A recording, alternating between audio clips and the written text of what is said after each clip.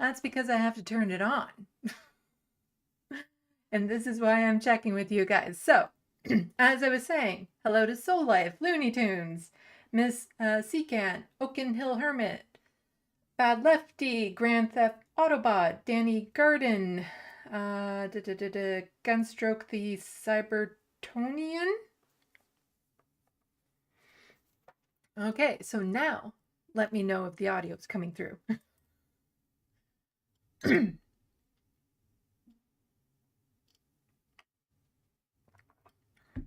Is there still no audio? Hmm?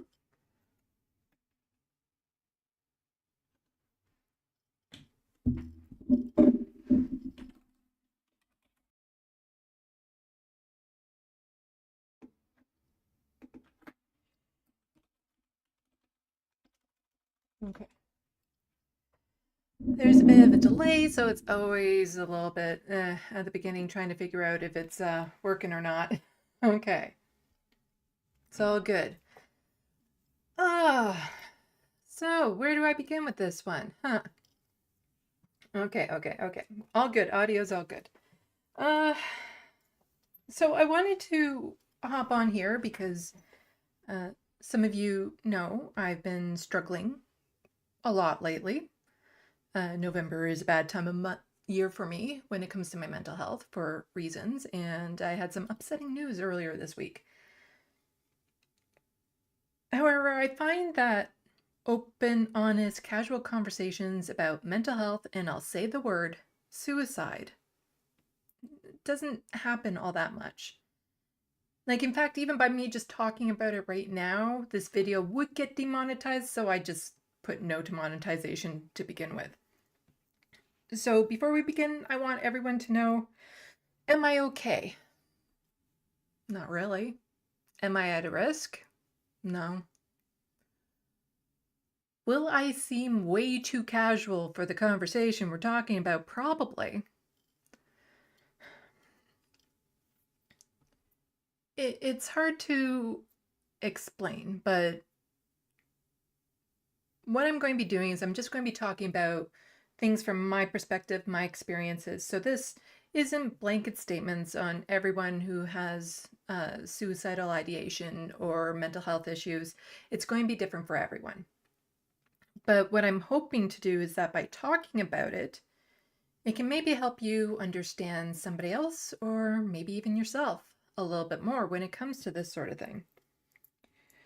Because this is one of the things that I've never really been afraid to talk about, but other people seem more afraid to listen.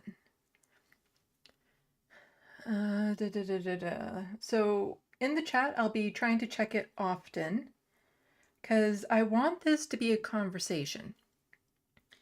If at any point you have a question about what I'm talking about, feel free to ask it. If it's a little too personal, I'll let you know, but no harm in asking it. Because that's one of the things you don't know until you know. So keep in mind that since this won't be monetized, any super chats would be appreciated. You can also sign up to become a patron. That would also be appreciated because, of course, like many people, part of my mental strain is due to my lack of income. So I don't really have like a format on this. So I'm just going to try to ramble here. If you yourself are struggling right now with thoughts of suicide, I would like you to please seek help, call a hotline, that sort of thing. When it comes to this sort of thing, what I would ask is you don't approach me personally for help. And that's because, not because I don't want to, it's because I can't.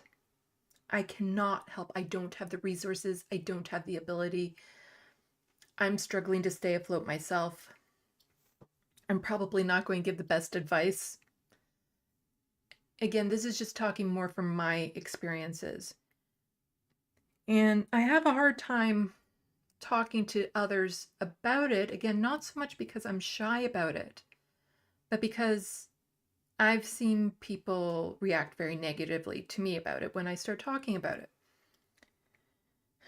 And one of my struggles right now is, I have friends that I could potentially go talk to, but there is nothing anyone can do or say right now that could help me feel better.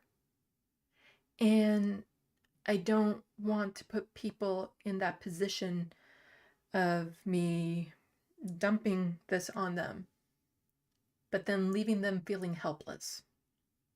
So here, at least, you are choosing to be here for this. So, feel free to tag out at any time. This might get a little bit intense at times, but again, it might be very unnervingly casual at times because I do have a sense of humor when it comes to talking about suicidality because, it's something I've lived with most of my life. Let's see, I kind of have some notes here that I'm just looking at. So hello to everyone else who has joined the chat. Since I've started my little ramble, again, not entirely sure where this is going to go. So, I guess, we'll start with, suicide. If at first you don't succeed, make it into a TED Talk. That's pretty much where I am right now. Only here's the thing about that I've noticed, and one of my frustrations about this. There are plenty of TED Talks about suicide. Almost all of them are from the perspective of somebody who studies it or somebody who's lost a family member or friend to it. Very rarely do we actually hear from the people who experience it. And part of the reason why it's so frustrating, like an example is, I remember watching a lecture online. It was just posted to YouTube. University professor talking about people's mind frames and stuff right before they committed suicide. And there was footage of people right before, like not of the actual suicide, but like an hour before. And, he was trying to analyze their facial expressions and all this sort of stuff. And meanwhile, all I'm thinking is, why don't you just talk to us? Because I can tell you exactly what was going through my mind. But there seems to be this fear to actually engage with the people who are doing it. And I think part of it is there's a lot of pain attached to it. A lot of people know someone who's attempted or has succeeded in suicide. And there's a lot of intense emotions with that. And so hearing me talk about it can be, I don't know, I guess it can upset people, make them angry, especially when I'm talking about it so casually. But it needs to be talked about when the person isn't in crisis mode. So let me just quickly look over at the chat here.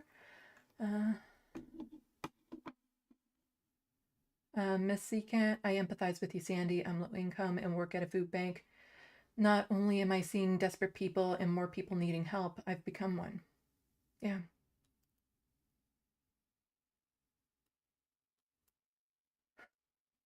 Christy said, what? Suicide? That's what we're talking about? Well, that got real quick. Wow. Yeah, that's the S word in the title. This is going to be a very...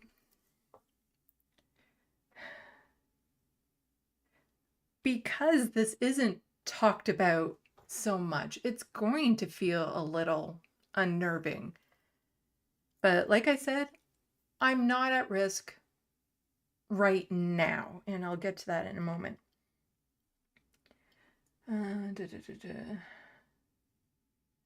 Gunstroke the Cybertronian, mental health is something that needs to be brought up more often these days, despite the recent outlook in the average media these days. Yeah. So I guess part of the reason why some people might be a little bit reluctant to talk about their own mental health right now is you look at what's happening in the world, and there's so many bigger, more important things out there to be talking about. There's genocides happening, the economy, poverty, and all this sort of stuff. And so some people might view it as being very selfish to then say, well, I'm struggling, even though they might not be dealing with any of the horrors in the world. Like, I don't know anyone in Gaza or Israel. I don't know anyone personally affected by what's happening. You know, I have food in my cupboard right now. My rent is paid for the month. Like, why should I be talking about this when I'm not suffering as much as everyone else? And that can become a problem when you start ignoring your own issues, your own thoughts in your head, because you feel like it's not important. You feel like you're being selfish by talking about it when there's so many other things that could be focused on right now. But when you don't talk about it and it just starts ruminating and building up in your head, then it's that whole, when you're on an airplane, make sure you put your own oxygen mask on first before you can help someone else. And because the world is so horrible right now, it's more important than ever that people take care of themselves. That you really, if you are struggling, acknowledge it. Seek help if you can, do what you can to work through it. But I'll talk a little bit about what led me to this moment right now. So I say I'm not at risk right now. And that's because for the past week, I've been kind of on a hair trigger. I can feel it. There's no intent, but I can feel it right under the surface. So I have an analogy I use called it's not about the spilt milk. Where somebody's at a table, they accidentally spill a glass of milk and they freak out, but it's not about the milk, it's about all the other things going wrong in their life, and the milk was just the one last thing that kind of set them off to prove to them everything is going to go wrong in your life. But the people watching this, all they see is the milk being spilt and this person freaking out, and they don't know everything else going on behind it. Right now, I feel like I'm sitting at a table that's just covered in glasses of milk. And should any one of them spill right now, I'm going to lose my mind. And that can be scary to hear from people. But that's why I've decided to just kind of take things really easy on myself until I can work through the main instigators of my current mood. It's so on Monday, November 6th, that was the 10-year anniversary of when I almost died by my own hand. I don't really refer to it as an attempt because if it weren't for a friend who had a key to my apartment who randomly checked in on me, I wouldn't be here right now. So I was interrupted. Otherwise, yeah, the way I had set it up, I wouldn't be here. And I hear other people about their attempts, and that wasn't my first attempt. It was just my most serious direct attempt. I've had more what I call passive attempts in the past. But I hear other people talk about their stories. Oh, they almost committed suicide, but then something stopped them from doing it last moment. And since then, they're so grateful because, in the few years since, they've gotten their life together. They've gotten into a new relationship. Things have really turned around and they're so great that they didn't go through with it. And I'm sitting here at 10 years. And I can't say I'm grateful I didn't go through with it. So far, there's been nothing in my life that I feel like is worth everything that I've been through. I was really, really hoping that by the 6th, something good could happen, a positive change in my life, the feeling of succeeding, of success, of accomplishing something, anything. And a lot of my energy for that was put into a book I wrote. I wrote this book a while ago. It has been ready to be published for about 3 years. It's been edited all to hell, professional editing and everything. It is ready to go. My ADHD has been a huge problem with this. My autism has been a huge problem with this. I cannot get past that hump of doing it on my own, of self-publishing. And so this goes into part of the reason why I don't want to dump on people is there's nothing you can do to help me unless you can literally publish my book right now. So what had happened is a year ago, a friend recommended a publishing company, small one, that would probably be open to receiving my book, and he knew the people. And so I submitted it. And I had to follow up, and I had to push. But eventually in April of this year, I was told this is the publishing company for me, that they wanted to put me on contract. They just need to set up a meeting with the other person in part of the publishing company, but they definitely, plan was my book will be published by the end of this year, early next year. And I was so happy. It was very validating that, because it's like, I believe the book I have is a really good book. And so just having a publishing company accept it, first one I go to, accept it right away, yeah, it was a good feeling. But then I had to follow up with them about that meeting. I didn't want to start talking about it too much until that contract was signed. But it was always, oh, well, now's not a good time, maybe later. And then I would message back and not hear anything. And then it'd be messaging them again. And it's like, oh, the other person is out of the country right now. Oh, it's during Pride Month. Pride Month isn't a good time for this.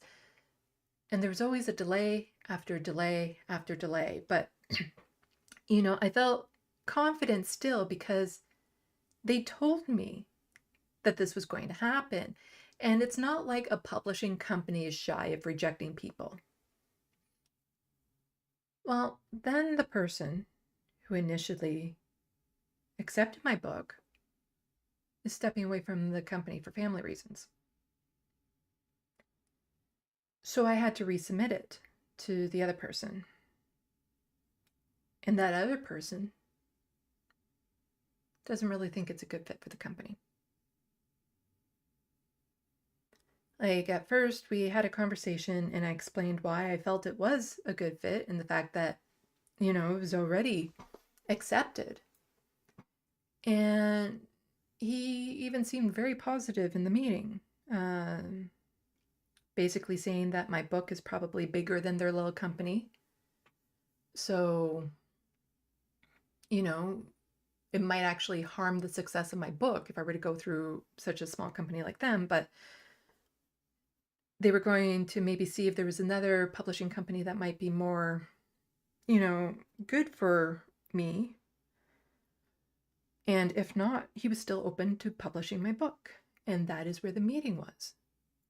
So I was still left like, okay, so it's still going to get published one way or another.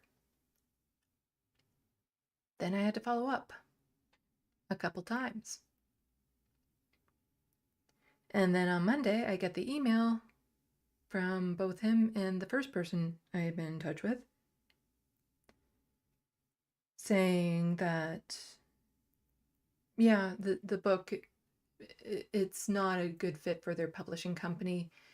The other person, the first person to accept it, didn't realize that I wasn't writing it for a very specific niche audience, even though if they had read anything about the synopsis, the questionnaire, they would have known that. I was given a list of Canadian publishers and sent on my way. That was very hard, especially to happen on November 6th, when I was hoping beyond hopes that I could at least say I had a book published by then. And this is just a pattern in my life that makes it hard for me to believe that anything good will happen. I've been offered jobs before, like literally in the interview. They'll say, okay, you'll start on Monday. And they'll send me the contract. But then the contract never shows up, and I was actually ghosted by the company. So many people have promised me things, said that this was going to happen, but then for some reason it just doesn't fall through. I've had men tell me that they purposely led me on because I'm polyamorous. So I was a good person to have fun with while they were waiting to find someone they could, take more seriously.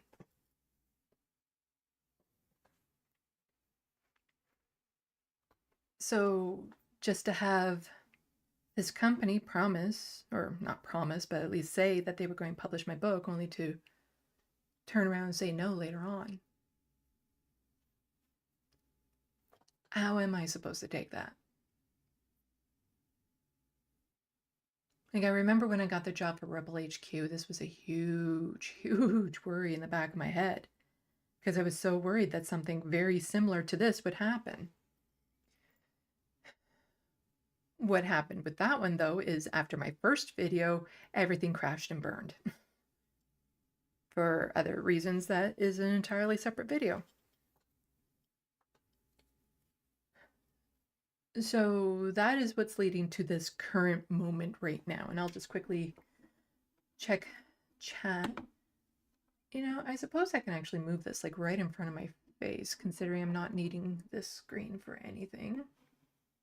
So now when I look at chat, I am looking actually like more right at the camera. Let's scroll up a bit.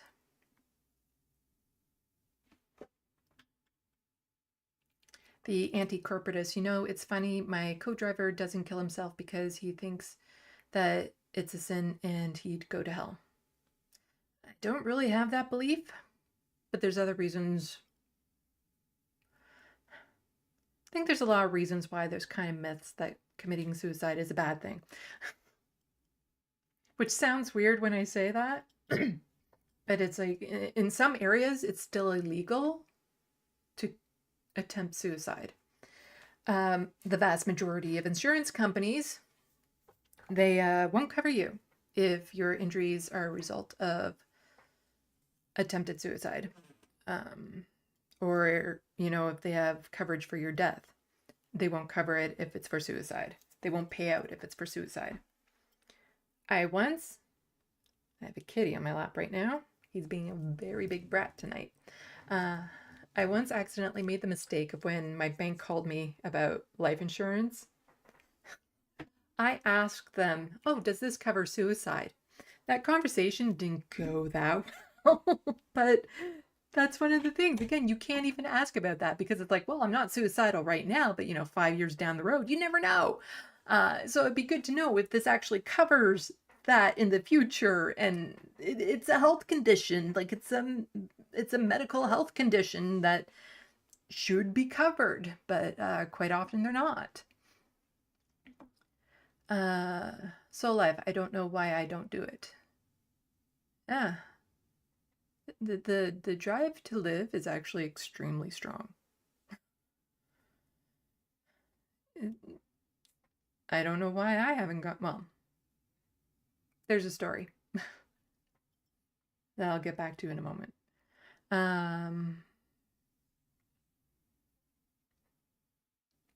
Christy said, microdose shrooms and go to therapy. I'm trying to tell you, I've been through damn near everything, tried damn near everything to fix it. Shrooms and therapy is where it's at. I can't afford therapy. Waitlist for therapy in Ontario are really long. And the ones that are covered by OHIP, you don't really get much in the way of options. So if you aren't compatible with the person that you get assigned, it's what do you do then? Because that's one of the important things, that when you are seeking help, you find a counselor, psychologist, psychiatrist, one that you're compatible with. You don't want them bringing in their own baggage into the sessions. Like if they don't believe in polyamory, like it's one thing if they don't understand it, but if they just outright don't believe in it, then you're going to have problems. Or if they're more faith-based or something of that sort, or, you know, they're anti-LGBTQ plus.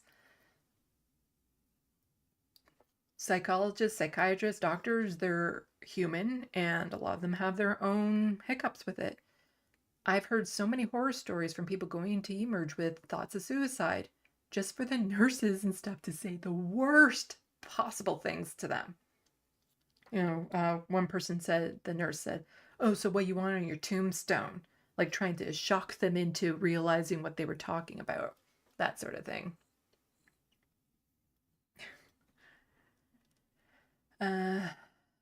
Let's see.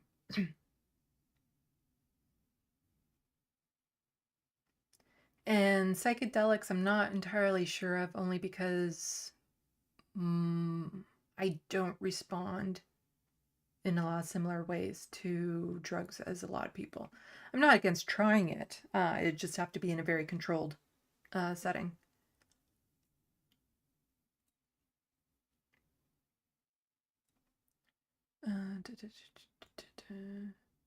Sorry, I'm trying to like skim through to see if there's things to address right away. Pets are the best help. They help most things. This little guy here. Oh, here we go.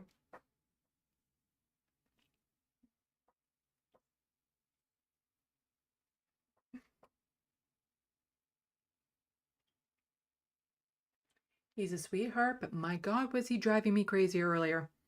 I had to set up my easel and stuff for my art in this room here and keep them out of it, because like my drawing table and everything is out by my TV in the living room.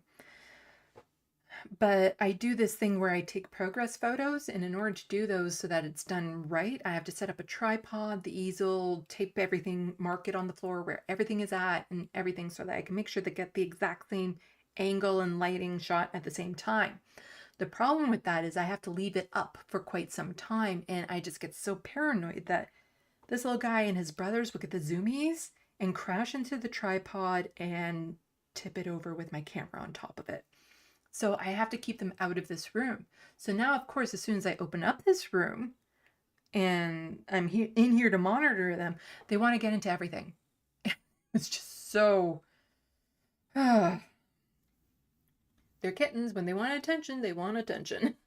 But yeah, if it wasn't for some of the pets in my life, again, I wouldn't be here. I've had some really dark times.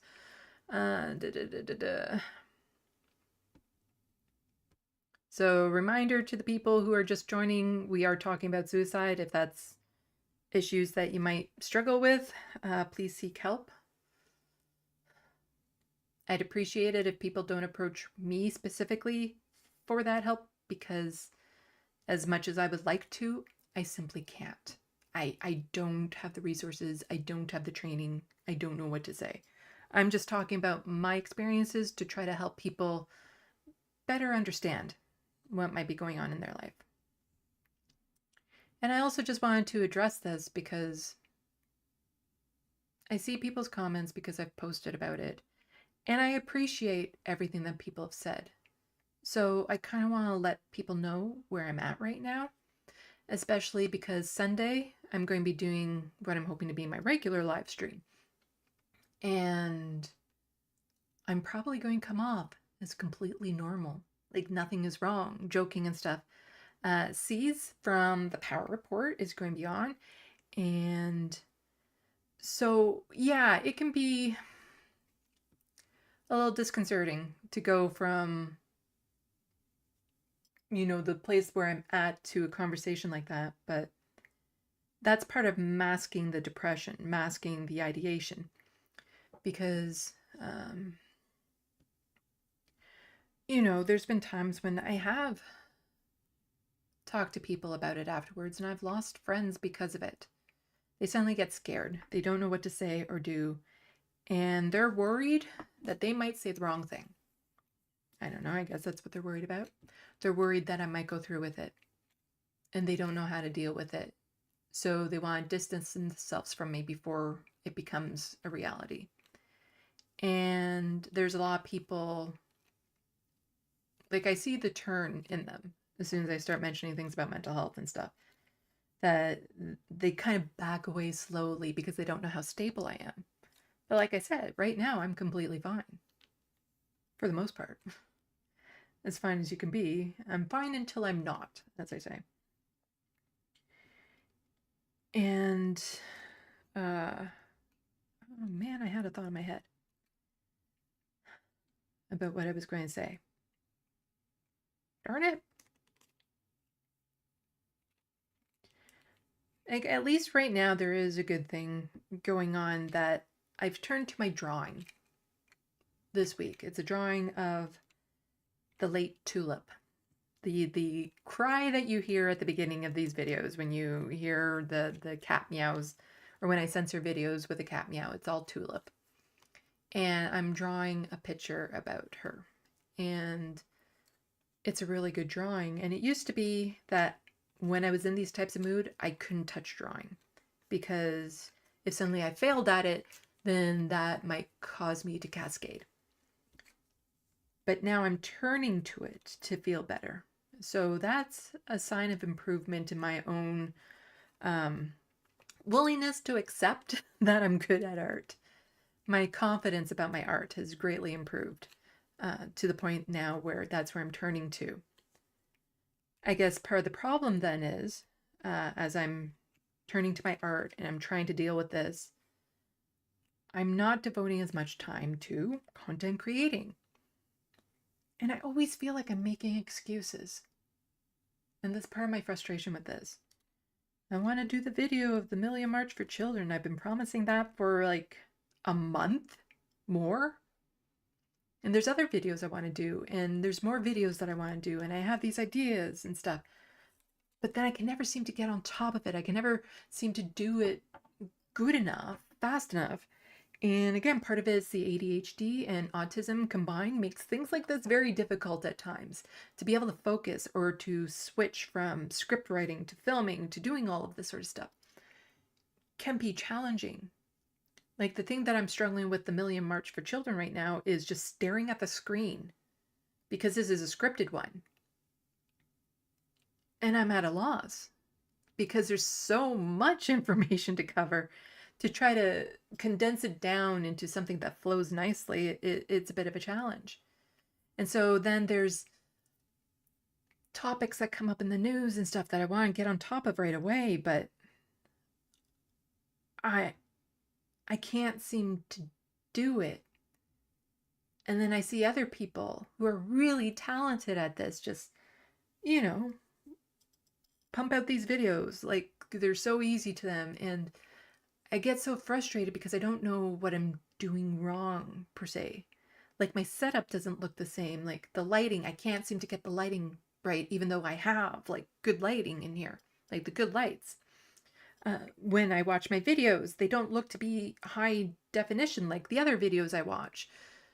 The audio always sounds a little off to me, like a little tingy, and I don't know how to fix it. And there's all these little things. And it gets so frustrating because how am I supposed to compete with a billion other content creators when I can't get these little things sorted out? And that is, again, part of my frustration. Like, content creating is something I want to do. It makes me feel good. It makes me feel like I'm getting the message out and all that sort of stuff. But I don't know if I'm good enough at it to do it. Like I still struggle with it. And then I see other content creators and what they're doing, and I see people that I want to maybe get to know or have connections with, and I don't know why it's not happening. Like, I don't know, like, even on Twitter, like, yes, it's the algorithms and stuff like that. Like, why can't I seem to get noticed? But when it comes to actually interacting with other people, I don't know if it's because I'm not getting noticed or I am, and in a bad way. Because this is where the autism comes in. I might come across as like I'm not enjoying the conversation with somebody, or cold, or, the cues that I'm giving off um, might be off putting to them, even though I'm not trying to be. But that's the autism that, I'm not going to be relaying a lot of the same information that people will, the way that they're expecting it. So I don't know if I'm not connecting with people because they know me and they're not interested, or they know me and I'm not breaking through the noise, or like all of this sort of stuff. I don't know what it is. And it can get, you know, like I've reached out to a bunch of people about coming on to my show. And I thought I had a good rapport with them, but then I'm not hearing anything back, or that sort of thing. And then I don't know if it's because they're just not interested or they haven't seen the message. And then I don't know, well, how much do I follow up before I give up? Because then I'll hear them say something like, oh, they rarely ever check their messages, or it's so hard to get through the noise. And then I feel like I'm harassing them. And then I'm worried that in some cases they might feel like I'm being too pushy, and I don't know the balance. And so it's trying to work through all of this at the same time. Like, I love working on my own because working with people really sucks. Lanier is licking my arm as we're talking. He likes to lick.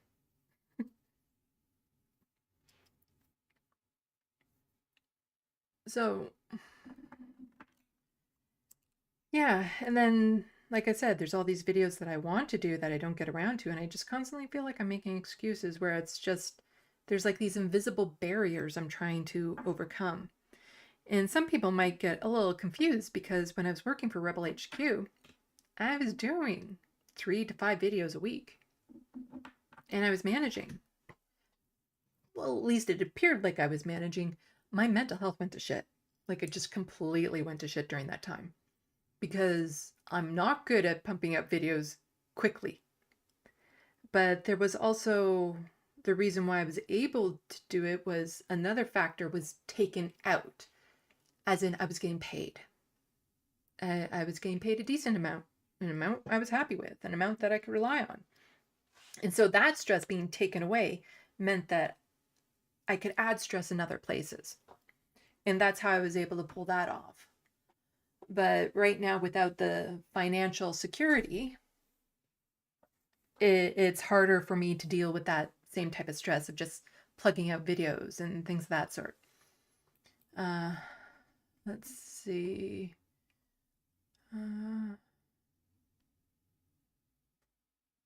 Wireless Mike 73. As a fellow artist, I can tell you we are our own harshest critics. Yep. Mm-hmm. Renee Rounds, this is why I stopped creating content, but cutting myself off like that crushed my mental health worse. But I haven't been able to get myself to restart again. Keep it up, sweets. We love you. Oh, thank you.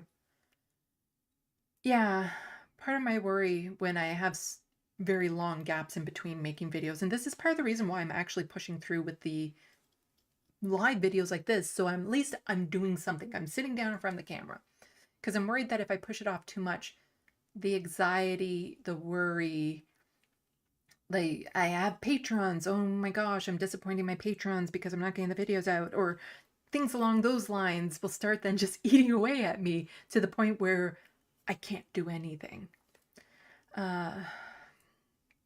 So at least being able to do these live streams, I'm sitting down from the camera, I'm talking. When C's is on Sunday, the plan is to go over old Jordan Peterson videos, like ones that were out before I was doing video content creating, that at the time even though it wasn't even an imaginary thing in my head to do this. There were things that's like, no, I needed to say this about that. Because I feel weird trying to poke fun at Jordan Peterson now, because talking about mental health issues, wow, he needs help. So I'll go back to when he was semi-sane and just saying that there should be forced monogamy. So that should be fun. And then I'm also looking at like little news things to also bring in. So we're talking about some of the more current Canadian news. So that should actually be a lot of fun. And this can lead into part of the reason why, even though in the back of my mind I'm on eggshells, I can also come across as being very normal behaving right now, because pretending like this isn't a problem just for a little bit is a nice break. Like after my big attempt, and the people closest to me knew, that's all it was about. The tension around that. And so then I met up with a friend who didn't know I'd gone through this, and we went out to coffee. And it was just so nice to not focus on that for a little bit. Unfortunately, they didn't appreciate it afterwards when they found out what had happened. But sometimes it's just nice not to have people look at you like you're about to jump off a bridge or something of that sort. And it can get to be a problem holding down relationships, friendships, trying to get into a romantic relationship if people know this about you. Because again, they're worried about getting close to somebody who might go off at any moment, and I can't say that I won't. Like, that's the thing. You can say whatever you want to me right now, and I'll hear it. But in those moments that I'm going in that direction, my thought process changes. Like, it just completely changes. So you're not talking to me right now. So some people might say, can you promise me you won't go through with this? And it's like, well, I can, but the person I become when I'm going through this, they can't. And yeah, that can be a little unnerving to people, I would imagine. Like, there's so many things that people say to somebody who deals with suicidal ideation, that because there's different types of suicidal ideation. There's like the teenager angst type thing where, going through puberty plus social pressures and all that sort of stuff. But then usually once they make it past that, they're fine. Or people in their adult life who maybe go through a slump, lose a job, relationship breaks up, and that sort of thing. But then there are people like me who have been dealing with this for years and years and years and years. So it's not situational. Like, there's situational depression, there's chemical depression, like there's something messed up in your biology. So you have to be careful about what kind of depression a person has when you say certain things to them. Because there's that one phrase that will bug me. Well, if you kill yourself, it will hurt me. Think about me and what I would go through if you kill yourself. Because translation into my brain, what that's saying to me is, staying here suffering, going through the pain and torment that I'm going through, is more important than you losing me, even though the person who usually says this to me is maybe an acquaintance or a casual friend. Basically somebody where if I were to disappear from their lives, really nothing would change. And so they get to go off and have their life and do all these sorts of things. Well, I'm left to deal with all of these inner demons, emotions, and stuff, and I have to deal with them alone. And so it's easy for somebody else to say, well, don't do it for me, when it's not on them to deal with it.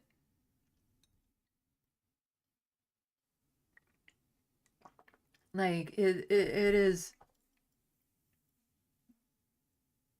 how long are we supposed to deal with it? Like, how long are we supposed to go through with this? And then in my country, in Canada, next year, people potentially like me will be able to apply for medical assistance in dying. Like, what does that tell people like me about our lives and what it's worth? Because has this been chronic? Yes. If we backtrack to like the first thoughts of not wanting to be alive was when I was like 9. There were traumas that happened back then that I don't care to get into right now because it's very, very complicated. But I just remember wishing I was never born. And that's how it started, just wishing I was never born. So not wanting to die, just wishing I was never born. But then it kept getting worse. And I knew I wasn't going to get any help in my household. My mom was not equipped to deal with this sort of thing. So one day when I was 14, grade 9, I looked at her and said, I need help. I need to see a therapist. And luckily, through her work insurance, through my stepfather's work insurance, we were able to get some counseling for me. And for a time, it seemed to work. The problem is back then, there were so many factors that I didn't know about myself to even address. So it was only a temporary fix. Because it's only been the past few years that I've even come to realize I'm autistic, which makes a huge difference when it comes to dealing with depression and trying to figure things out in relationships and getting your life sorted out. And there were other things in my life that I hadn't come to terms with yet. So while it helped temporarily, it didn't help completely. And then the first time I was hospitalized for my wrist getting a little bit too frisky with a knife, I was 21, getting rejected from some colleges that I wanted to get to. And that is when I lost all my friends.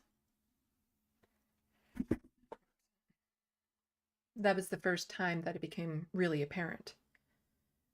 Because I was always the strong one, the person that they went to when they needed help. So to see me broken like that shattered their sense of security. And that was a lot of pressure to put on me to begin with. Like I had one friend, we had been friends since grade 2 when I moved into a new school. And we had been like very good friends, best friends that entire time. She wouldn't come to the hospital to see me. Always an excuse, having to take transit or the timing's not good. And then their friend that I would go out to dinner with regularly, I mentioned that it had happened, and she literally tried to hush me during the meal because she didn't want people nearby hearing what I was saying. And all these people I thought were friends that had been in my life almost for years, suddenly weren't around anymore. And it's because of things like that people don't want to talk about it when they're dealing with it. They don't want to approach friends or family members because there's such a high risk that they'll lose them by just talking about it. And that's like one of the shames, because the best time to talk about it is when you're not in crisis. Like right now, I'm not in crisis right now. Yes, I'm on the edge, but I'm not in crisis.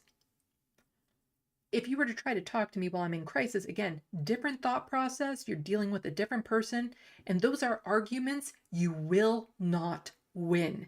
Do not try to argue with someone like that when they're in that type of brain frame. That will go nowhere. When I'm in the deepest depths of my depression, do not get in an argument with somebody when they're like that, because they will twist. Well, I know I would. I twisted everything that they would say. I would change, where my perspective was coming from, everything to validate what I was thinking and to totally dismiss them. And that's not something that I'm even necessarily consciously doing. It's just that's the way my brain is working at that time. And what that does is really get the other person mad at me. Like I'm trying to be difficult and stuff. So the best thing to do when a person is in that situation, say nothing. Like just, you can talk to them, ask them if there's anything you're capable of helping them with. Like don't say to people anything you want. That is the wrong thing to say. Set up your boundaries. If you need to go to coffee once a week, I'm here for you. If you need help with your chores at home, I'm here for you. If you need me to go get your groceries, I'm here for you. You can call me between these hours. Those sorts of things you need to do. Otherwise, a person might start clinging on to you like you're a life ring. If you just give them a blanket, anything you want, especially if they're not getting support or help from anywhere else, then they're desperate to hang on, and that can drag you down. That can wear you down. And then when you do burn out, because you will burn out, where do you leave? Where does that leave everyone? So it's very important to set up boundaries when it comes to dealing with this sort of thing. And I have to get better at talking about it because, again, part of the reason why I don't want to burden my friends with it is there is nothing they can do to help me. Not right now. Again, unless you are literally capable of publishing my book, there's nothing you can do to help me. Because the things that would turn my life around to make me more stable are not things any one person is capable of giving me. Stable housing that I don't have to worry about, and income I don't have to worry about. Being in a loving relationship. That would be nice to try.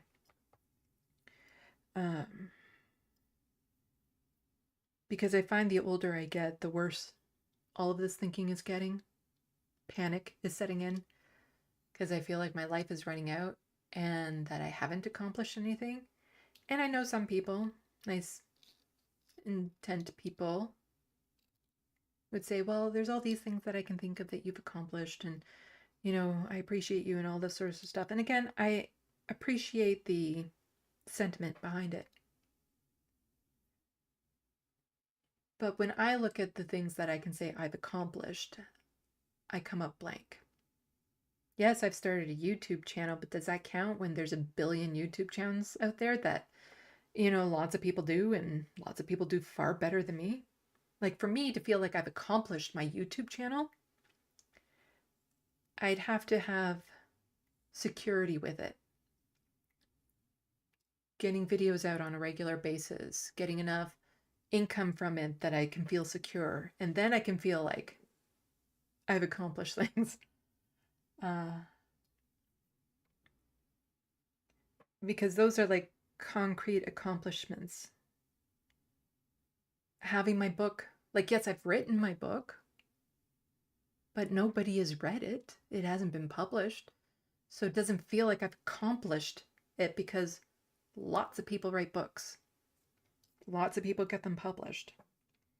So it'd have to be published, and, I'd love to be able to hear from people what they think of it. Now, keep on talking about this mystery book. Here's part of the the complications with it. I've written the book, it's under a pen name. So if I were to self-publish, I'm not publishing it as SandeeLovas. I'm publishing it under this other name. And so the networks that I have right now, I can't use to advertise that. And there's a very specific reason for this, and it's for my own safety. The author of that book will become a target for lots of different reasons. And the longer I can keep that separated from my life, the better.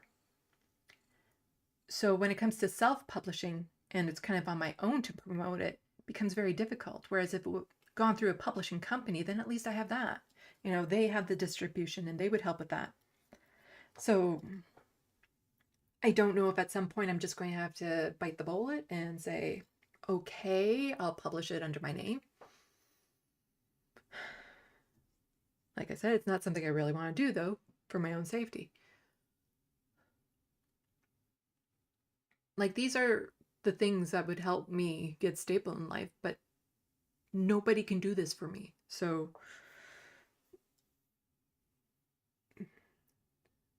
like, I want to be able to tell people this is how you can help me.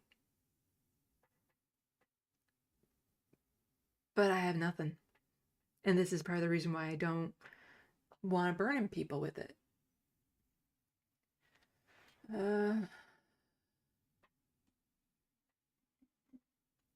Let's get back to some of these comments.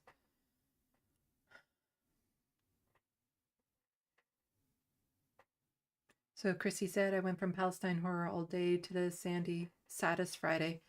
I just want to hug you, Sandy. We've all struggled. We all have a story. It really will get better. I appreciate the thought behind it. But we don't know it will get better. And that's part of the problem, is we don't know. Because since my attempt 10 years ago, I've been holding on to that. And so far, it hasn't proven to be true. Like I was mentioning before, like, why haven't I done it? And the story behind that is Michael Brooks. As I point to his portrait that I drew up there. Because I was in that dark place in my life after the political campaign I had tried to start and all that sort of stuff. And I was in a really dark place. And then he kind of got me out of it by simply asking that question of, why am I still here? And it's because despite how much I hated my life, I really like who I am. So then it became an issue of, well, then if I'm not going to go through with it, what am I going to do? And, you know, I want to help people. I want to try to get the message out there. I have a sense of humor. I have all this compassion. What do I do with it when I can't do it through politics? And it's like, well, why not the same way as Michael? And that was the moment the Left of the Box kind of came to be in my head. And, you know, when he passed away, I hadn't started my channel yet. It was all still like, there had been no time. I didn't even have a Twitter account yet. At that time, I didn't even have a name for it yet. I just knew this was something I wanted to do. So when he passed away, like, there's been lots of times in my life where I would wish, like, why can't it be me instead of somebody else? You know, why can't the universe take me instead of, you know, some person who wants to live and all this sort of stuff? But when he passed away, that was the first time I put a name to it. When I said, how dare the universe take him instead of me?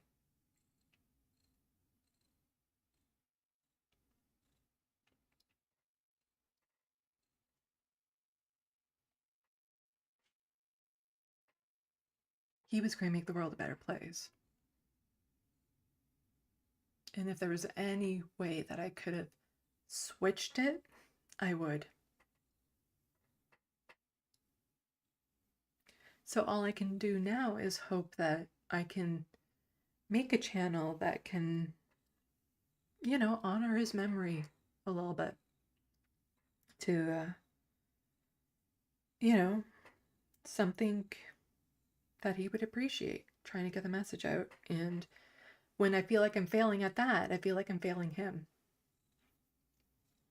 So it becomes hard at times.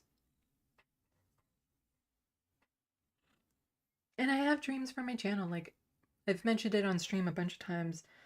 I would love to have like a Majority Report style show up here where, I have interviews with experts in fields and stuff, but like Canadian topics and backgrounds, and then in the fun half cover Canadian stories and things that come up and all that sort of stuff. But I need a team for that. I can't do that on my own, and this is where my inability to network becomes a problem. Because I wouldn't be able to set that up on my channel. Like, it wouldn't be a Left of the Box, because then as soon as people would start paying for memberships or Patreon for that program, well, then that money would be split between whoever else is working on it. And so then it's like, but then there's the people who just want to support my channel, my content, and so then all that. So it would have to be a separate channel. And I need a team to do that. And I need a fun name for it. And so far, the only thing I've come up with is Unapologetically Canadian. Majority Report Northern Exposure, I think, is a little bit too cliche.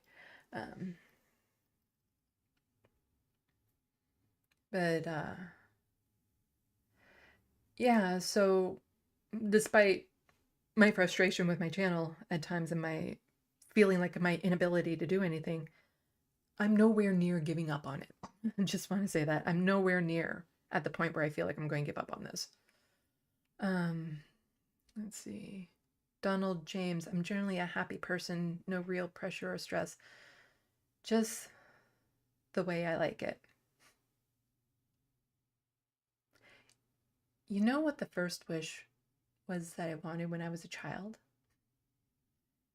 When stories of like the genie and stuff kind of came out.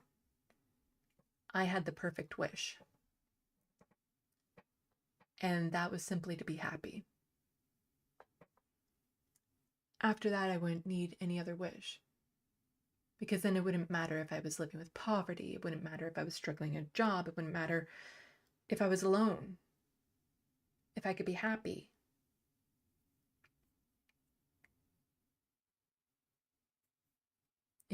If I could deal with everything that life throws at me and still be happy, then life would be good.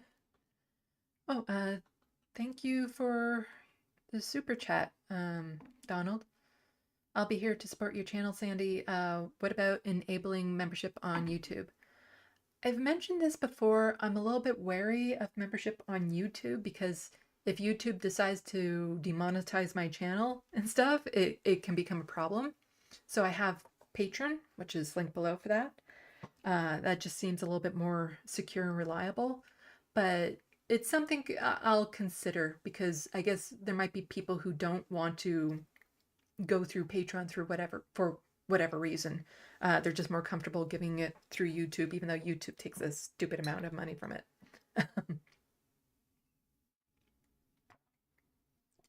Or also just one-off donations. If you're Canadian, you can send an e-transfer to SandeeLovas.com or through PayPal, one-time donation. And anyone who sends me money through those two methods, PayPal and e-transfer, that money then goes towards a portrait to somebody who's living with poverty at no cost to them. So as soon as I get in enough, as soon as I get in the amount of money that it would cost to cover a portrait, I'll put out a call, pick randomly somebody who's living with poverty to receive one of the portraits at no cost. And I'll show you guys something positive right now. How about that? Show you all something positive. The drawing that I've been working on so far this week.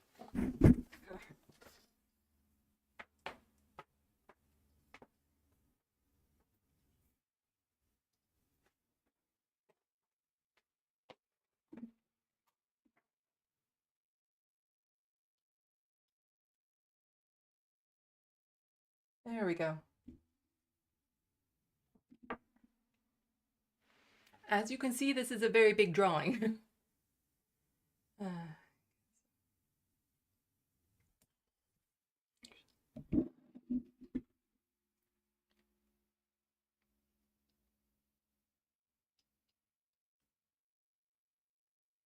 let's get close.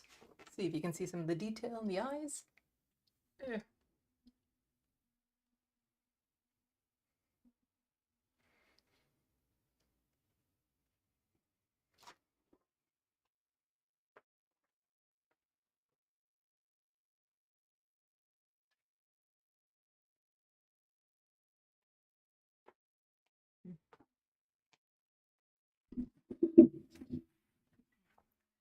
So that there is the late tulip. I want people to guess what's going to be in that oval frame in the background. But, rediscovering my talent for art, that was probably the closest thing I've come to for me to say that it's been worth it. Having that ability to do art like that. Because this isn't, the drawing isn't an exact duplication of a picture. I'm using a couple reference photos for it. So I'm having to put in a lot of my own decisions into the drawing when I'm doing it. And I'm adding things and stuff. So I'm not copying a picture exactly, but like even right now, I can look at that drawing and I see Tulip. Like I feel her in it. So as I say, it's like even now, she's still helping me because when I went through the move and everything to come to here, she really was an anchor for me. She helped me through that so much.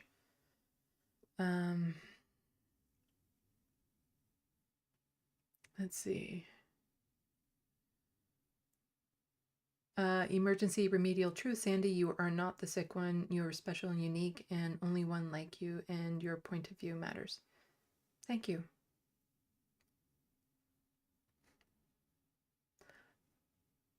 Also, I know I'm taking a risk putting it out there like this, like talking about suicide, that, I can become a target for trolls and stuff of that sort.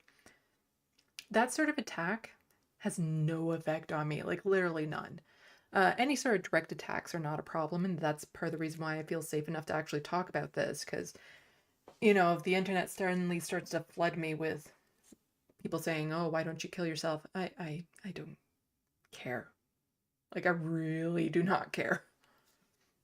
Direct attacks, yeah, that just tells me everything about them.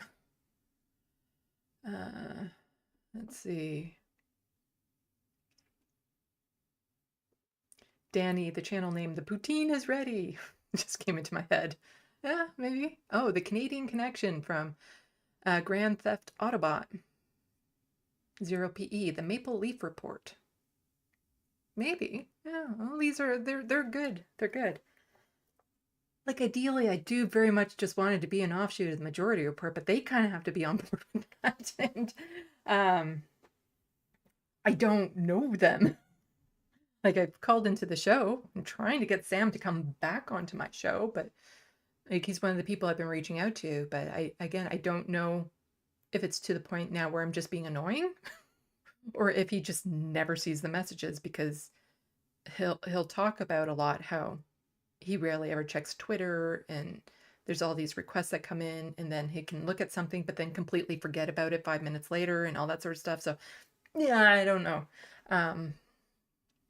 And I don't want to bug people either. I don't want it to be annoying.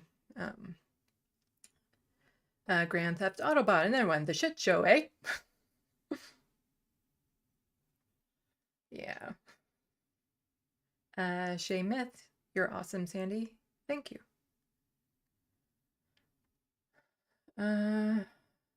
So emergency remedial truth, I don't do Patreon myself. Okay. Yeah, it's yeah, I have a link below. It again, if for some reason a lot of people are turned off the idea of using Patreon, I'll consider YouTube membership. It's just I know Patreon takes a lot less money than YouTube does. Oh, now I'm getting into the comments where people saw the drawing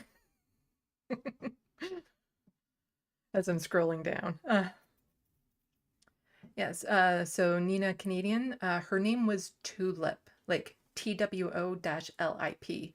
And the reason was her bottom lip, half was pink, half was black. So it's kind of like Two-Face, but tulip. And she passed away earlier this year. And so this drawing is just kind of a little memorial to her. And when I look at that drawing, like I can feel her in it. Like there's no doubt about it. Like that cat is Tulip. It's not just generic cat. It is Tulip in that drawing.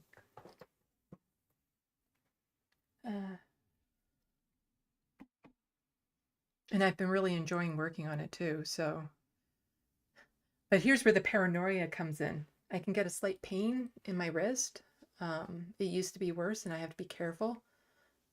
Like the thought right now of anything happening so I can't do my art, I'm done. Like it's just I'm done. If something happens to me physically where I can no longer do my art, I'm done. And tremors are an issue in my family, shaking and stuff. So my mom said that she had it before she was my age, though. Like it had started to show. So fingers crossed.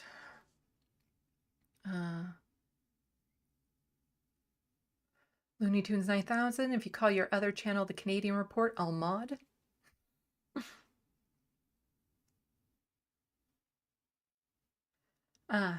Bad Lefty. I think you have Michael with a question mark. You think that's going to be in the frame? No, it's not going to be that. No, it's a good idea. Chrissy Zed, what would you charge for something like that? I don't want you up there. See, I have slinkies up there, and then he's going to get into them, and I don't want a cat tangled with a slinky. Come on, down. Oh, it's been such a pain. So that drawing that I'm working on right now is not a standard commission drawing because of the amount of time that's going to take me, the fact of how large it is, that sort of thing. So there's really not a price tag on that one because I have no intention of selling it. So as I say, with the drawings that I do for myself, I don't intend to sell them, but if somebody wants to offer me like $100,000 for it, I'm not going to say no. A print for that one, that size, I think will probably be about 300 because I have another large drawing and it's just because it's good quality print. Like the prints are just, the place that I go to get them are just phenomenal, like absolutely phenomenal. Like you can hold them up by the drawing and they are so good and detailed and stuff. It's not like I can just go to an online print company to get these printed off if you want proper art prints. But for a standard portrait, and if you go to my website, let's do this. If you go to my website, SandeeLovas.com, you can see what a standard portrait is. And those are 500 at starting. So it's all based on average length of time it's going to take me. So let's say you want extra detail in the clothes or the background and stuff that might take me longer to do, then there'd be an extra charge, that sort of thing. But you can go there and read the terms and conditions. But the prints of the standard portraits, since they're smaller, they're only $80. And they are all signed by me. So I show all my artwork online, even though I know it can get stolen and stuff like that. But the thing is that I get them digitized by the art studio before I sign them. So then that way, every print, in order for them to be a legit print from me, has to have an original signature. And so then that's how I'm kind of, because there's nothing stopping people from stealing it, unfortunately. But yeah, for a drawing that big, like I suppose you can commission it, something like that if you wanted, but I'd have to, I'm keeping track of how long it's taking me to do this, so then that would be a good baseline as to how much more that might cost. So 0 PE, nobody can say anything harsher than what we say to ourselves. Yeah, that's why a lot of the insults and stuff I used to get as a kid had no effect on me, because it's like, you guys aren't even coming close to what I've said to myself. Donald James X, I feel that same way. If I couldn't play guitar anymore, that would be a big part of my joy that I would miss. Yeah. Like rediscovering my art, again, huge anchor for me getting back into living. Losing it now would just be the universe and the way it makes sense, but yeah. I definitely, like, the other thing that I want to do more of is my writing, because I enjoyed that process. I have another book that I'm working on in my head, but I need to get this one published first. And it is a full-size novel. Like, it's not a novella or anything like that. Yeah, Looney Tunes, Linear stuck up on me. He does that. Renee Rounds, oh my God, the tremors are affecting my ability to put together plushies. I can crochet them through them, but sewing pieces together is getting hard, and it's not only my income, but also my passion and sanity. Yeah, I feel for you with that. I am so paranoid about pain in my wrist, and what that could lead to, and just even slipping and falling and breaking my wrist. I worry about that, because the other thing is that as I'm getting older, my body is falling apart. Like, I injure myself walking, like just walking. Lanier, come on, down. He's going to jump up on something he's not supposed to jump up on. Lanier, no, come on. Just... Oh, do I have to scare you with the water bottle? Get down. There. He doesn't like the spray bottle. What was I saying? Right, I'm getting older. My body's falling apart. I haven't been able to go on my regular walks for months now because of an injury at the bottom of my foot that just is taking forever to heal. I want to go to the gym, but I have to remember to call them to find out when the low volume times are and see about going then. But I still haven't gotten my booster for COVID, so I'm not going to go before that. But then I'm thinking, once I get my booster, I can go to the gym and they have ellipticals, and that's really low impact, so I might be able to do that. And because going on walks puts me in a meditative space where I can just work on being creative and all that sort of stuff, work on my scripts that I want to write, and come up with things. So yeah, that's the walks are very important to me, but I have like such tight muscles that anything can pull at any time, like issues with my lower back and stuff. And so I'm just worried the older I get, the more my body's falling apart. The older I get, the more I worry I'll never be in a long-term relationship, because I present female, and I'm past the best before date, as they would say. And I don't want to feed into it, but at the same time I have a hard time not, because I haven't had anything to kind of counter it out. Lanier, down, get down, go. Such a brat when he's in here and he knows he shouldn't really be in here. Like, part of my fear is that I won't be able to get into shape before I get too old, where it's almost impossible to get into shape. And I'm worried that unless I can get into shape, I'll never be in a relationship with a man. Women they don't treat me the same when it comes to physical issues. Like,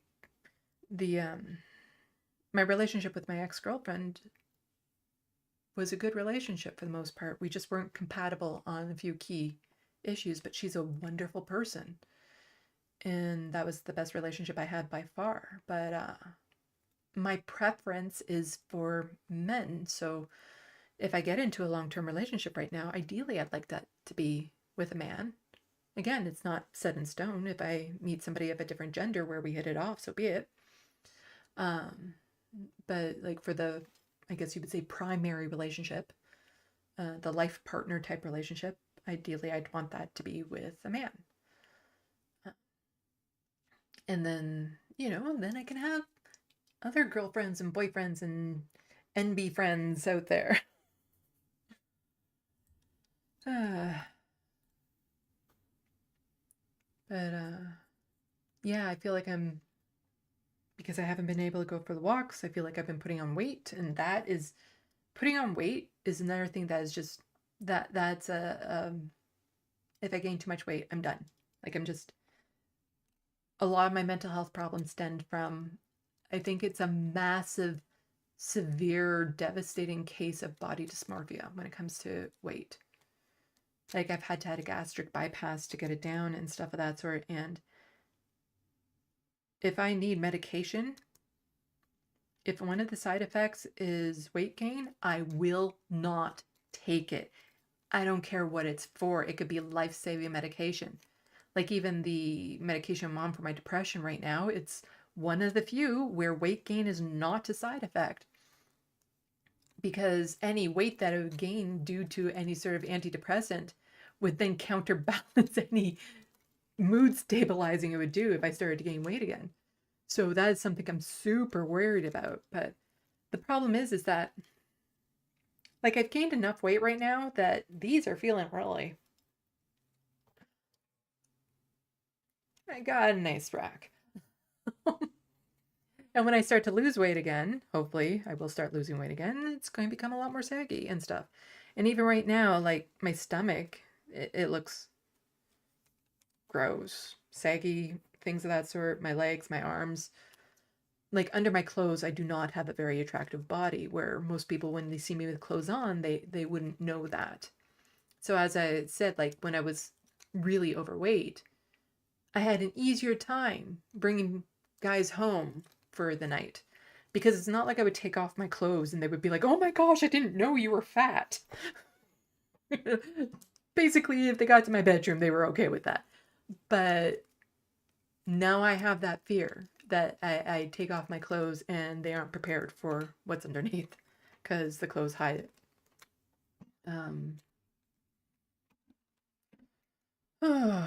Let's see. I think I've kind of hit a lot of, like, if people have questions about suicide ideation and mental health, or, what they think a good approach is, or if there's that thing that you've always heard people say to people with depression, but for some reason it doesn't seem to work on people who are chronically depressed, put that statement in the comments and I'll let you know why it doesn't work on people who are chronically depressed. Because again, we react very differently to things that, if a person is just situationally depressed, a lot of the motivational things that they hear help. But when you're chronically depressed, not so much.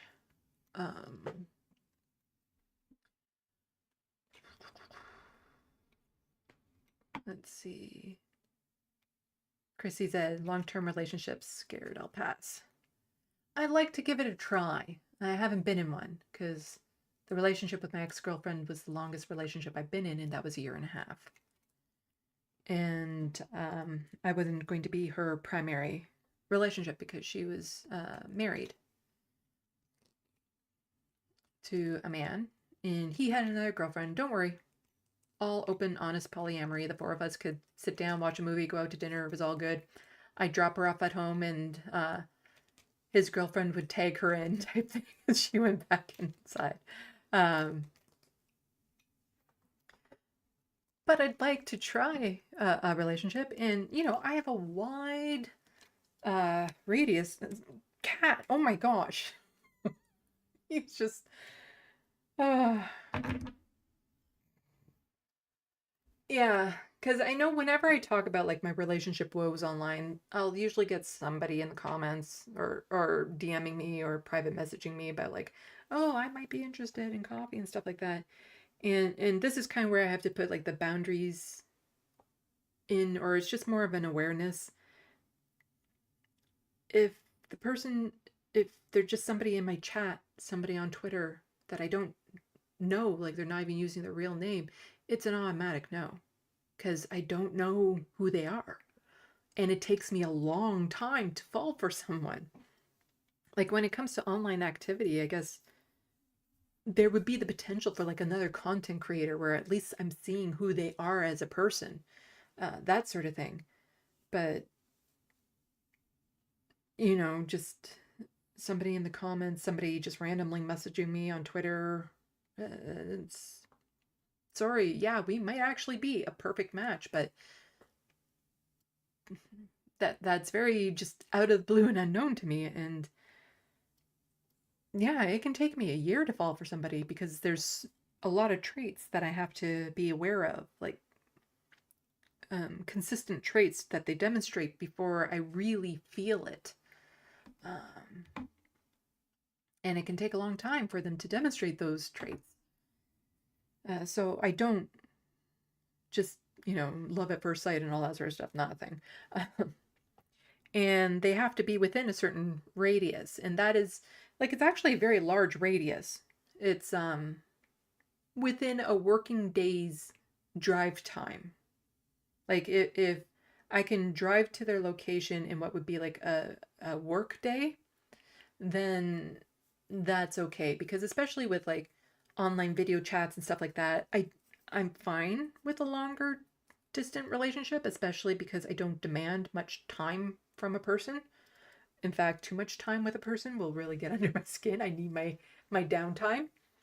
So a long distance relationship isn't necessarily a bad thing, at least to start.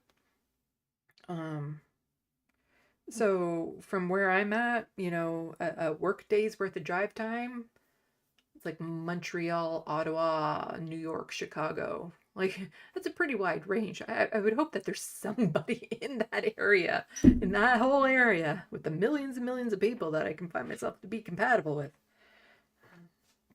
They must love my cats. Yeah. Uh, Fanny, nursing homes are notorious hotbeds for STD, STI breakouts. Even if you're 90 years old, it's not too late to find true love. Yeah, I've had 3 relationships combined. They don't even reach 3 years. I don't want to wait till I'm 90. Like that's part of my fear with aging and stuff and part of my frustration with the book because even if I do go to a new publisher right now, it could be another year before it gets published and I feel like I'm running out of time. That by the time anything good will happen, my mental health, like aging wise mental health, my physical health will be to the point where I can't even enjoy those good things. Um, so I'd rather not wait till I'm 90 before I find love. Uh, I got some over here. But yeah, he is a sweetie. Like at least I have my cats to cuddle with and stuff, but not the same as a human. Yeah.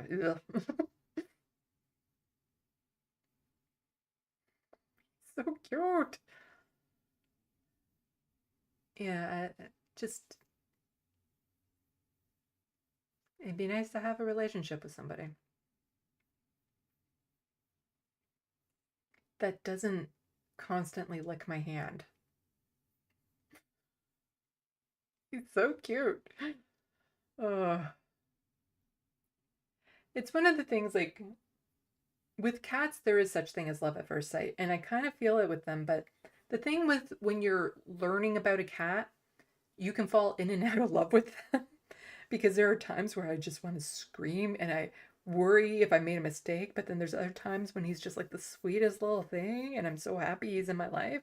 But it takes time for them to settle, for you to get to know their personality, for them to get to know your personality.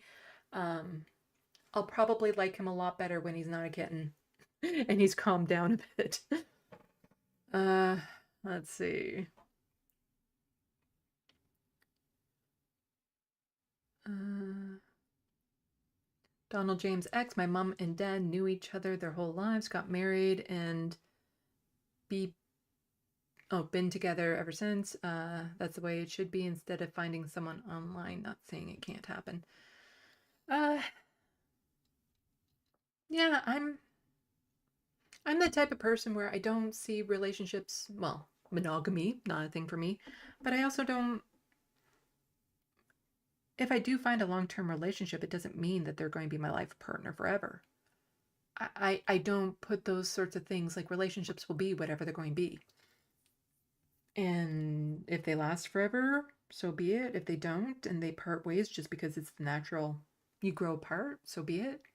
Um, yeah, I don't start a relationship with the intent of making it into something very specific. I just like the idea of letting it become whatever it's going to be.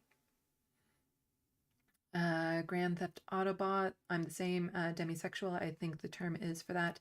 Needing a connection before being intimate. Yeah, that's demisexual. I can be intimate without that connection, but it's not really, it's just a physical thing at that point. But for me to be like physically, like emotionally invested in somebody, I do have to have a connection with them. And I've never had that.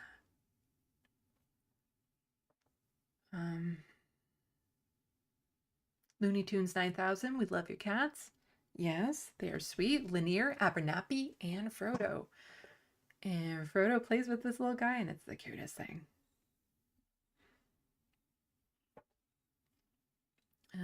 Let's see.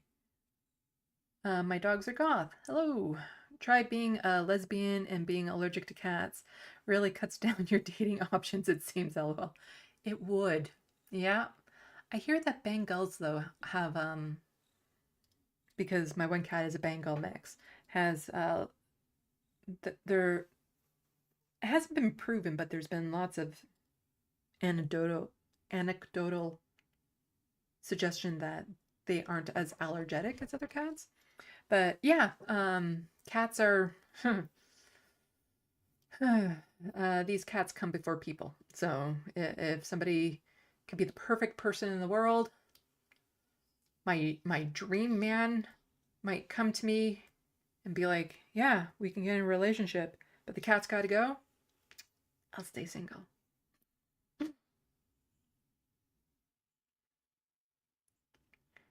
And the reality is, it's only going to be 2 cats that he has to contend with, because I love Frodo and he's going to live till he's 30, but, you know, he's 16 now, like 15, 16. For all I know, he could even be as old as 17.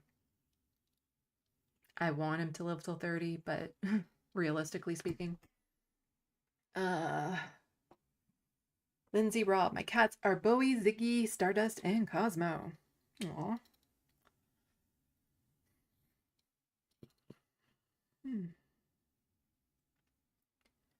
So, I know there were other things I wanted to talk about with this, but I can't seem to think of them right now. But I just kind of wanted to get this out there. Like, I hope it helps talking about this, casually talking about suicide and stuff. I hope it helps people understand it, not be so scared to talk about it. I have jokes about it. You know, I have, I call it my, what's the word? It's a tester joke, just to see where people are at, to gauge where they're at. And it is, I love peanut butter and chocolate so much, it's the only thing that will get me off the bridge. Some people get that joke and they laugh. Other people, I don't get it. I don't get it. And then other people are like, oh, how dare you joke about that? Let me know what your thing is that would get you off the bridge. Yeah, I do have a very twisted, dark sense of humor when it comes to my own suicidality. And like one of the things that I can look back at and laugh at is after an attempt, I will flatline, like just completely flatline emotionally. I also don't have any concept of emotional consequence. Like, being able to understand that if I say something mean, it's going to hurt somebody. Like it is just all gone. So I will be the most honest that you could possibly imagine at that time, because again, no understanding, like no sense of tact or emotional consequence. I will just say whatever I'm saying. Now, that can come across as very sarcastic. So after one of my passive attempts, as I call it, and I told a couple people and they demanded that I go see my doctor the very next day the clinic was open. I'm like, okay, fine, I'll go see the doctor. And I explained to my doctor what happened to me. And she's looking at me like, why didn't you call an ambulance? He said, well, that would have defeated the purpose. It wasn't. Anyway, yeah. I can look back at that and laugh now. But it is one of those things, like I gotta make light of it sometimes, otherwise I go crazy. Um, but yeah, I will get super, super honest in those periods. So, um, there's some pros and cons to it, because then you can ask me like exactly what I'm feeling or if I'm at a risk or something of that sort, and I will answer you. The closest I'll come is to just not answering if I don't want to tell you the truth. I just won't answer then, which is something that unfortunately, I've had a very good friend go through with me, because I was getting to that point where that incident of 10 years ago was about to happen, and he kind of knew, and he was asking me like what my plans were, and I just didn't answer him. Yeah, he's been a good friend, and he's stuck with me through all of it. And he said something interesting to me that is very true again, because a lot of people who are suicidal, it's not that they want to die, it's just they can't handle the pain anymore. They don't want to live. But with me, it's more, yeah, I want to die. I just don't want suicide to be the way that I do it. So it's different for everyone. And so there will be a point with my downward spirals where I will ask for help. But then it will cross over to a different threshold where I'll stop saying anything. So I'm not crossed that threshold yet, apparently, because I'm talking about it. Because part of me wants to go through with it. So then I won't say anything at all. And so he said to me that his biggest fear wasn't that phone call at 2:00 in the morning. It was knowing he wouldn't get it.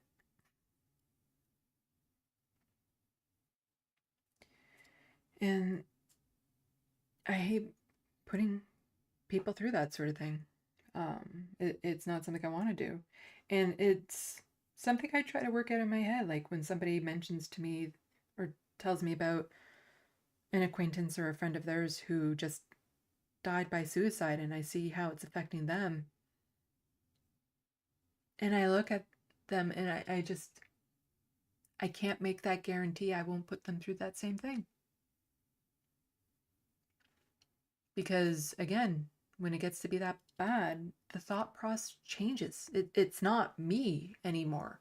It's a completely different thought process. And a lot of people seem to think that you're being selfish when really it's no, you believe in your heart of hearts nobody will miss you. That in fact, you're even doing people a favor.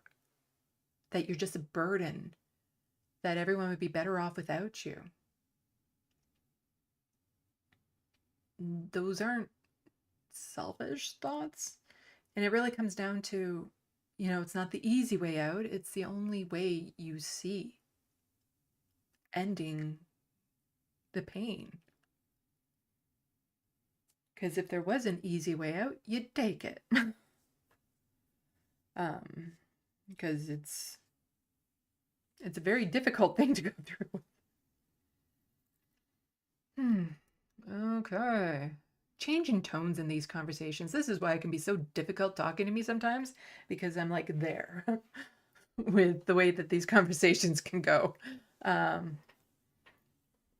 0 PE. I used to wanted to fake my death to see who would show up at my funeral. Yeah, part of me wishes I could do that.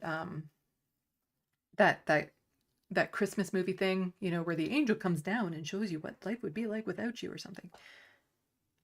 So there's a couple things I'm kind of curious about. What would the world be like without me? And I think there would be no difference at all, because I don't play such a big part in anyone's life. Um, but I am kind of also curious about, would the world miss me at all?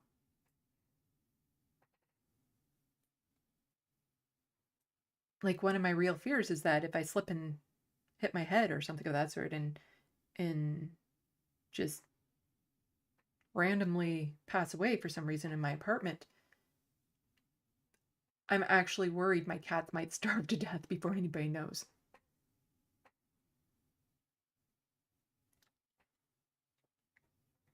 But yeah, it is. But I do have friends, and I appreciate them. Um, it's just they're not capable of. It's not within their training to be able to help me with all this, and it's no one person's responsibility. Like, no one person will be able to help me through this. Um, and that's the same for anyone who's going through this. Like, to put that responsibility on one person, it's just a no-go. It's part of the reason why I think monogamy is also a bad idea. The idea that one person has to be your everything. Really? I have very different tastes in things. And so, no one person is going to be the perfect match for me ever. And I don't want one person to be the perfect match for me ever. I like variety when it comes to dating. I'm polyamorous in theory. I need to get into a relationship first. Looney Tunes 9000, if you haven't already, subscribe to our friend the Letter Hack. Yes, he's doing not Left Past 10, that's Wednesday. He's doing reading, I think, tonight at 10 o'clock on his channel. So go check that out. That gives me a good time to make sure that this stream is ended by.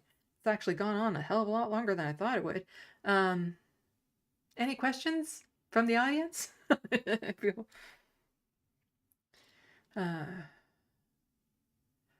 Yeah, one of the things that I actually get shocked at is when somebody mentions that they know who I am when I wasn't expecting them to.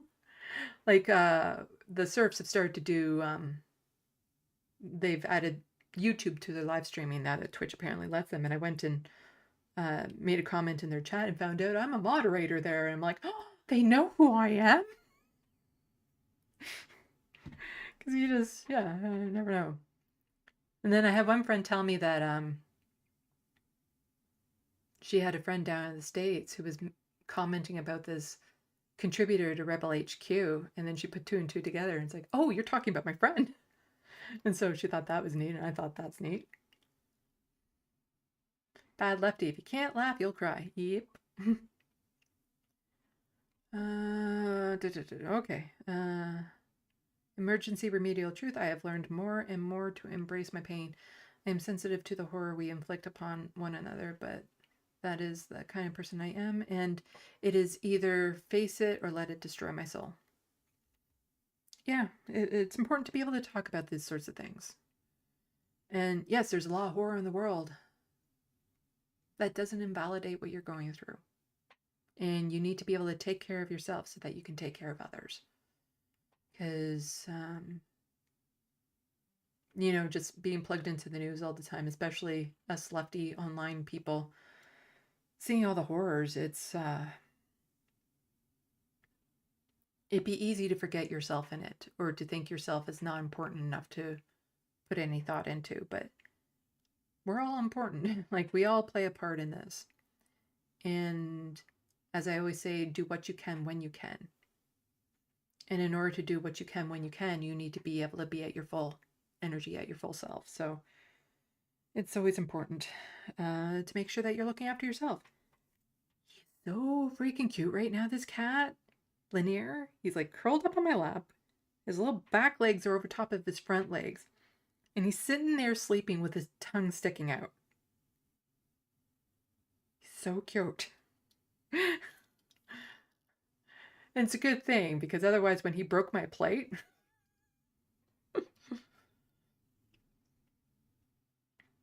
Danny, in lighter news, wasn't Anna Kasparian putting out some new moderate cringe takes a while ago? Yeah, I'm going to be talking about those. I haven't decided if it's going to be a scripted video yet or if I'm going to attempt a live stream with it, but I have comments on that. But I need to get the Million March for Children script done first. Get that done. Again, November is really rough month for me. There's another anniversary coming up later on this month that is also extremely hard on me. So I'm just trying to pace myself. Reminder, Sunday should be a fun stream with me and C's from the Power Report because I'm poaching from Dan's team. Z-Myth, I don't wish to end, but I do wish I could sleep for a month or 6 sometimes. Yeah. Yeah. Good rest. Actually, I sleep a lot. That's oddly not much of a problem with me sometimes. Sometimes it's really bad because I have a voice in my head. And this is something I worry about when I'm doing live streams, that it might just slip out at some point where I say like, I want to be dead. I just wish I could die or something like that. Like this will actually slip out at times like when I'm in public by accident because it's just in my head. Like I don't want to be here anymore. Like it slips out and I don't mean it to. And it doesn't mean anything when it slips out, but sometimes that voice can be so loud it will wake me up in the morning. Those are the times when I'm a little bit more concerned about it. But when it's just randomly like, I don't want to be here anymore, I wish I could die, that's almost a normal thing for me. And I'm just worried that it's going to come out sometime at a really weird time when I'm doing an online stream. That or I get the hiccups, one or the other. Or I sneeze. Oh my gosh, because I don't sneeze like a normal person. No, I sneeze in sequence and it's usually at least 5. And the last sneeze kind of sounds like, my whole nasal passage just kind of dislodges. They're loud and they're annoying. And then every time I sneeze around people, somebody will ask me, "Are you okay?" or "What was that?" And it just gets so with it. It's a little bit air. I think people want to see you.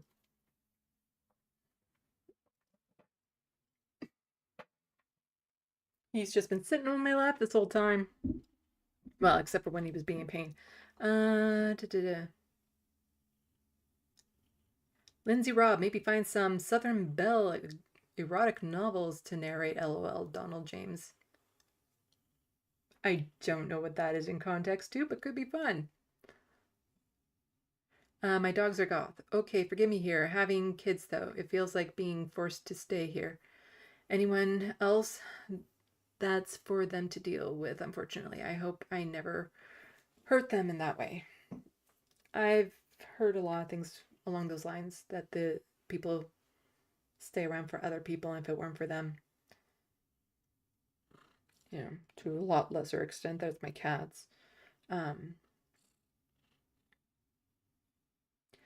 don't want to hurt the people in my life. Unfortunately, I know that if my brain switches to wherever it goes, I will be thinking about them, but just not in the right ways. Like I said, I'm not at risk right now. There's nothing to be worried about right now, but I do have a table full of glasses of milk.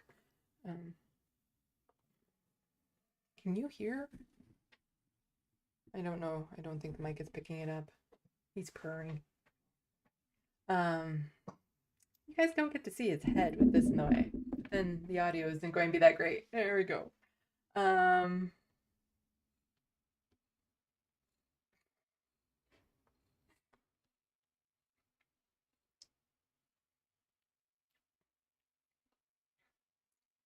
Yeah, I don't want to let my cats down. The thing is that with Lanier and Abernathy in particular, I'm pretty sure they could find a new home. Frodo, he's more of a worry, just given his age and the fact that he is very much bonded to me. That becomes, yeah. I know no matter what, I will try to stay here as long as he is here at least.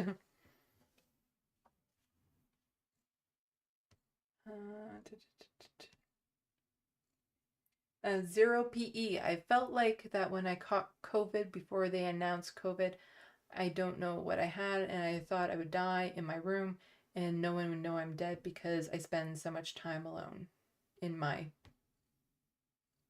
I, oh, down there, room. Yeah. Um, yeah, getting weird illnesses is always, it's a fear of mine. Like, my fear is not that I will catch something that kills me, but I will catch something that will just make my life so much more worse, which is part of the reason why I've been so paranoid about COVID. Because I am hanging on by a thread, as is. And he makes that thread a lot bigger right now. Oops. Let's see.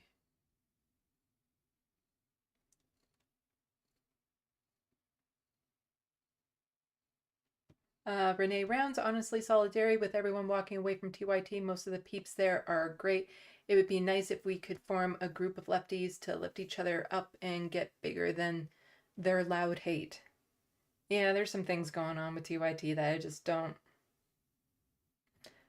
I'll spill my own TYT at some point. Not that there's much there to spill. I was just with Rebel HQ. But yeah, when I plan on doing that video about Anna and the whole birthing people yet again. Um, so when she was on the PBD podcast. So that is a video that will be coming at some point. Bad Lefty, I only sneeze in ones or twos, but so loud it would wake the dead. Yeah, all of mine would wake the dead, and there's at least 5. And the last one, it always hesitates to come out.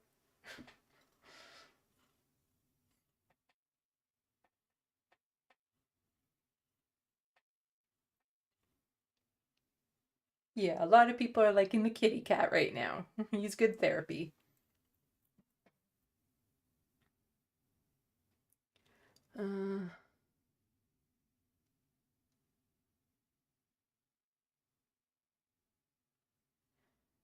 Uh, Danny, Jank for president. Even Anna could barely hold herself together and take that announcement seriously.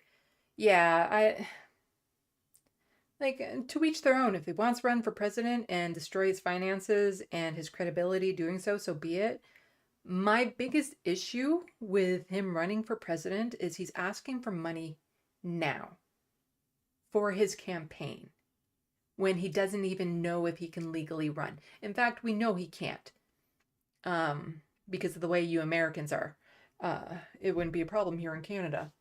Um, he seems to think he found a loophole through it. I don't think so. Because Arnold Schwarzenegger would have ran for president if that loophole existed. Uh, so it would be one thing for him to say, donate to my campaign because I'm challenging this and I want to get it turned around so that people who weren't born in the States could actually run for president. And that I would have no issue with. But for him to be collecting money for his presidential campaign when he can't legally become a candidate, that I take issue with. Uh,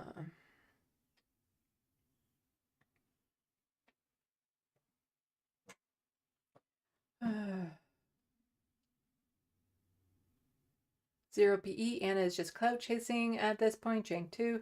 I have different theories about it. Anna more so than Jank. Jank, I think it's just a lot of midlife crisis going on. He's so cute. God, you're so cute.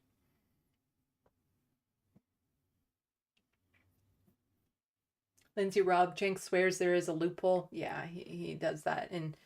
But keep in mind, he wasn't a lawyer. He only went to school, or no, he was a lawyer for what, 6 months? Something like that?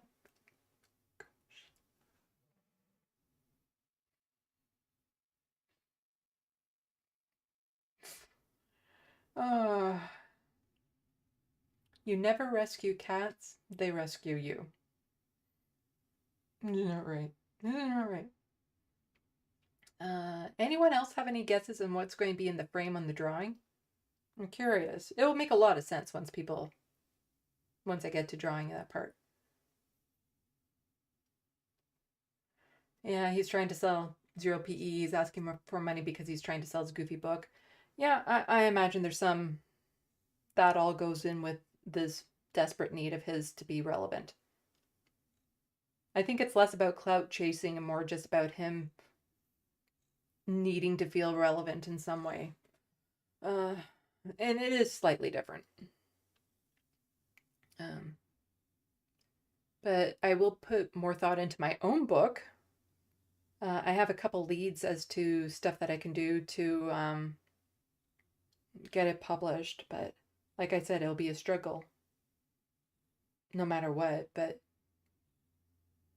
if I could just have that accomplishment, have that book published,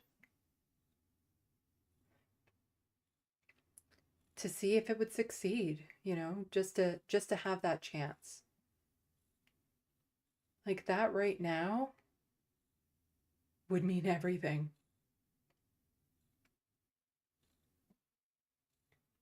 And being able to start Majority Report of the North would also be a huge thing.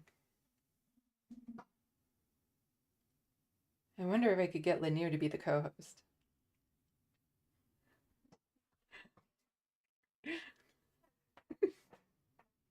Lindsay Robb, a portrait of yourself. No, it's not going to be a portrait of me. Good guess. It will make so much sense when people see it.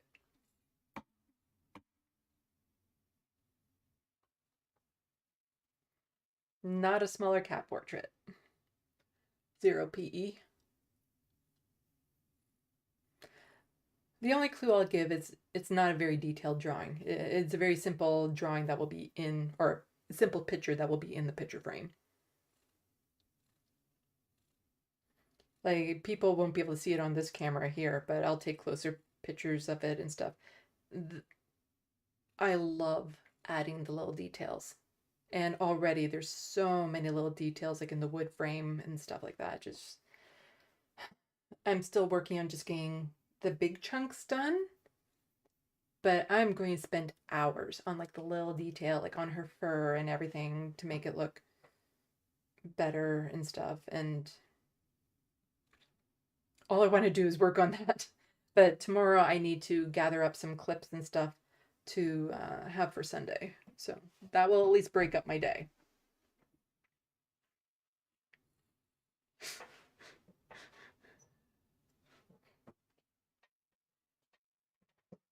Just want to make sure that he's still in frame for everyone. Oh, right, I can do this.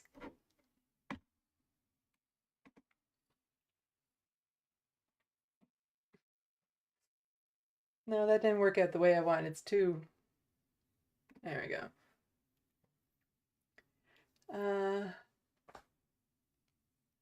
No, somebody already guessed Michael. It's not going to be Michael in the picture print. I already gave the hint, and that's going to be a simple picture within the picture. Sammy Appleseed Cedar? No, I already have my own pencil drawing of him that I did for myself. A portrait. So once I get this drawing done, there's 3 portraits I want to do. One is of a person that none of you will know. A photograph that I took of somebody around my area. That's just I think would make a good portrait. An online content creator that I just have an itch to draw. But that's going to be a surprise for them. And I want my own pencil portrait of Michael Brooks, because I've done 2. One was for Sam in the Majority Report, one was for his sister, but I want one. It's kind of like the reason why I have my own Sam Cedar pencil portrait right now is I gave him one. I'm like, but I want one. But those ones that I do for myself, at least prints of them are for sale. Okay. Will I add color to the drawing? Bob Trish 2 is asking. No, this is just a pencil. LeftoftheBox.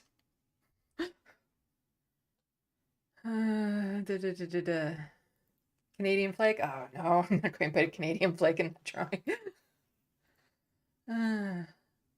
let's just say a lot of you will be like, oh, yeah, okay. When you see it. I imagine I'm going to be spending most of tomorrow working on the drawing because I have to resist the urge to get back at it right now at 10 o'clock because drawing right before I go to bed doesn't help me get to sleep. It's not letter hack. Oh, I don't have the itch to draw him. I drew his dog once upon a time. A picture of a picture. Well, I'm drawing a picture of a picture. Chrissy said, I'm torn on Jank. He didn't have much value to say about the Armenian-Turkey situation. If I remember correctly, he has some passion about some real issues. I don't know. Fuck TYT anyway. Yeah, they're not bad on all things. It's just, it all depends on where your red lines are. When they start in about trans issues and non-binary language and housing and policing, those are red lines for a lot of people. That just, it's an absolute no-go. But everything I've seen him talk about when it comes to like Gaza and Israel, he's been spot on. When it comes to the Armenian Turkish thing, that I feel like that was been hashed out a long time ago, where he acknowledges that he used to deny that it happened, that given his upbringing and stuff, he didn't really think it was a thing. But as he got older, he came to terms with the fact that yes, it did happen. And especially with Anna working with him, he came to the understanding that yes, the genocide happened and it was horrible and it should have never happened. And I feel like people just constantly bringing that up over and over again. It's like, don't. That's been dealt with. Like, he's grown. Let's put it that way. He's grown on that subject, and that's what we want. We want people to grow on issues like that.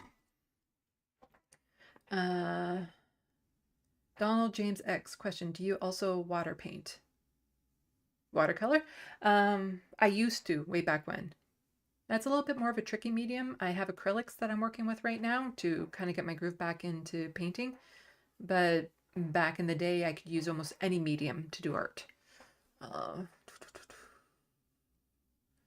Okay, I think people are needing to go off to letter hack. Bad lefty. Left of the box symbol. Nope, it's not going to be a left of the box symbol in the drawing. Why does drawing keep you up? Because it gets my mind into a certain... Oh, my dogs are goth. It gets my mind into a certain place, and then I hyper-focus. Basically, I hyper-focus, and then that's all I want to do. And then all of a sudden, I would look up at the clock, and it'd be 2 o'clock in the morning.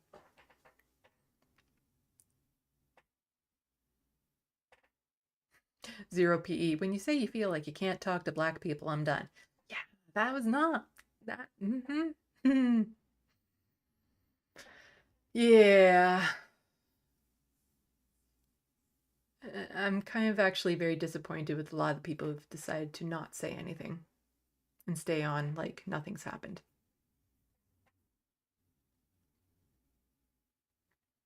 Zero PE. Then Jang tried to chastise the Black and LGBTQ community about advising people not to go to Florida. Yeah, it's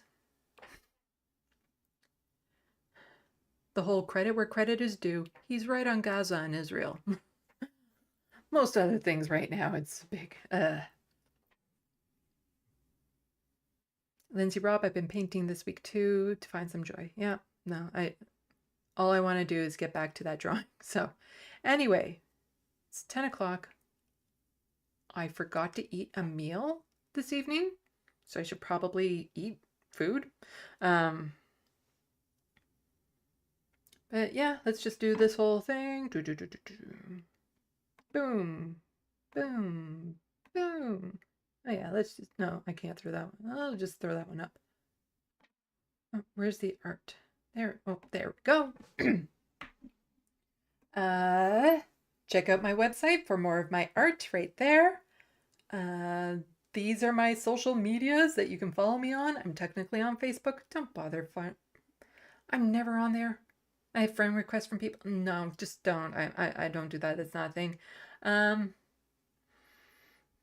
Of course, that's the Patreon, and then that's if you want to contact me about content for this channel. Like I said, if you send an e-transfer to this email right here, or I need a PayPal icon on there, or through PayPal, that money goes towards a portrait for somebody living with poverty. I also have an Amazon wish list. Some of the things there will help me build my YouTube studio. Some are art supplies, some are things for my cats. Some are things that I just need on a regular basis where it's less money that I have to spend. I can buy on something else, or just some nice treats if you want to, if you want to show your appreciation that way, which I understand because I often want to show my appreciation that way by sending gifts to people. Anyway, I hope this was helpful. And yeah, Sunday, 3 p.m. Eastern, I'm doing a live stream with C's. I don't even know if I'm saying his name right. I think it's short for Caesar. I'm horrible with names. Ah.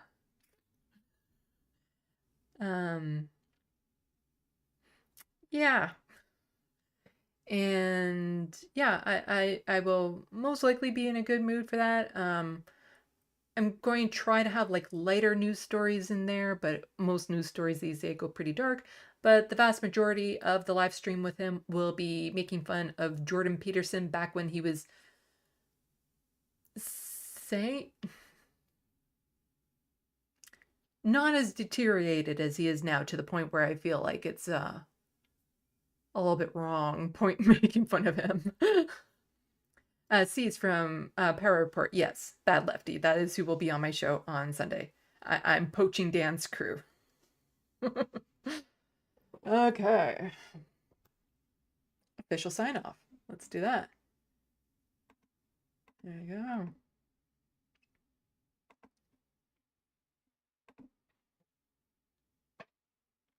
Salut, à la prochaine. Thank you for watching and stay tuned. I'm Sandy, wishing your tomorrow is better than your today.